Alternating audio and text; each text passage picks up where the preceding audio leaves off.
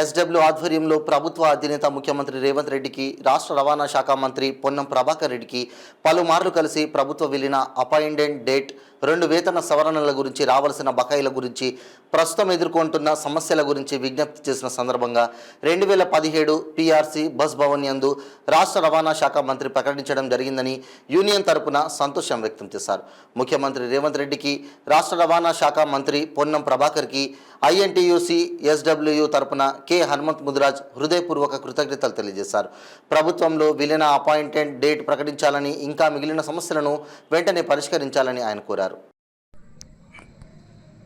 తెలంగాణలో కాంగ్రెస్ పార్టీ అధికారంలోకి వచ్చిన తర్వాత రేవంత్ రెడ్డి గారి ఆధ్వర్యంలో ఈరోజు రాష్ట్ర రవాణా శాఖ మంత్రి పొన్నం ప్రభాకర్ గారు బస్ భవన్ యందు ఆర్టీసీ ఉద్యోగులకు 21% ఫిట్మెంట్తో 2017కు సంబంధించిన వేతన సవరణ చేయడం జరిగింది, ప్రకటించడం జరిగింది.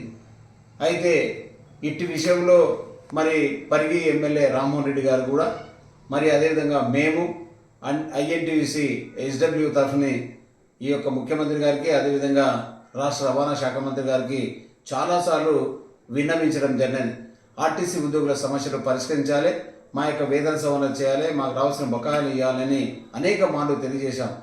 ఇట్టి విషయంలో ముఖ్యమంత్రి గారు సానుకూలంగా స్పందించి మొన్న పొన్నం ప్రభాకర్ గారి రవాణా శాఖ మంత్రిని కలిసిన తర్వాత ఒక్క రోజుల్లో ముఖ్యమంత్రి కలుస్తామని చెప్పడం జరిగింది, నిన్న కలవడం జరిగింది.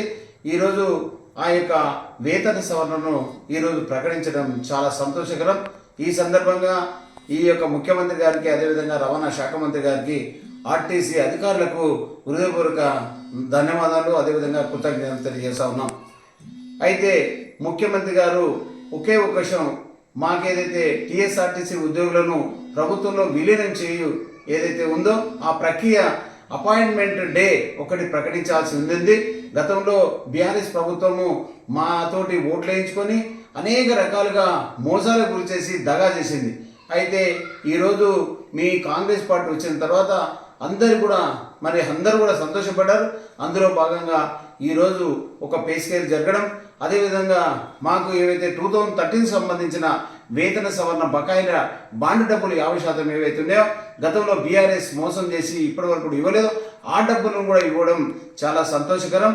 అయితే మాకు 2021 పే స్కేల్ కూడా మరి వెంబడే చేయాల్సిన అవసరం ఉంది, అదొక్కటి కూడా దృష్టి పెట్టాల్సిందిగా విజ్ఞప్తి చేస్తాము. అదేవిధంగా ఒక చిన్న ముఖ్యమంత్రి గారు రిక్వెస్ట్ చేస్తా ఉన్నాం. అయితే 2017కు సంబంధించిన వేతన సవరణ ఆంధ్రప్రదేశ్ వాళ్లకు 20% ఇచ్చారు. పోరాడి తెచ్చుకున్నటువంటి తెలంగాణ మన ఆర్టీసీ ఉద్యోగులకు ఆ యొక్క విధంగా 20% వచ్చే విధంగా ఒక్కసారి పునఃపరిశోధించాల్సిందిగా విజ్ఞప్తి చేస్తా ఉన్నాం. ఏదైతే తెలంగాణ ఖజానా ఖాళీ అయ్యింది, ఈ బీఆర్ఎస్ సర్వనాశనం చేసిందని అందరికీ తెలుసు. అందువల్ల మేము ఎక్కువ కూడా అడగట్లేదు, మాకు ఇంకా ఒక 2-3% మాకు పే స్కేల్లో మరి పెరిగే విధంగా ప్రకటన చేసి మాకు అది ఇస్తే చాలా సంతోషపడి ఉంటారు. యావత్ ఆర్టీసీ ఉద్యోగులు మీకు రుణపడి ఉంటారు.